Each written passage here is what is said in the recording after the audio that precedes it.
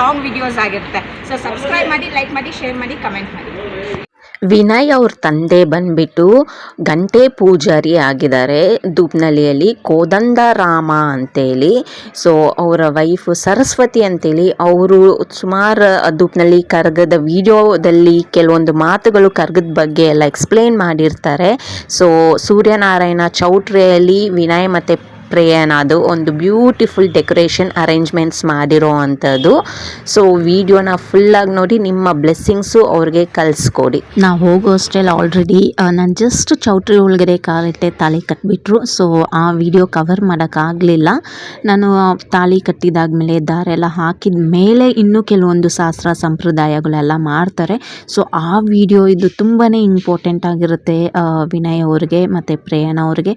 ಯಾಕಂದರೆ ಈ ಒಂದು ಕೆಲವೊಂದು ವಿಡಿಯೋ ಕ್ಲಿಪ್ಪಿಂಗ್ಸ್ ಎಲ್ಲ ಫೋಟೋಗ್ರಾಫರ್ಸ್ ಆಗ್ಬೋದು, ವಿಡಿಯೋಗ್ರಾಫರ್ಸ್ ಆಗಿರ್ಬೋದು, ತುಂಬಾ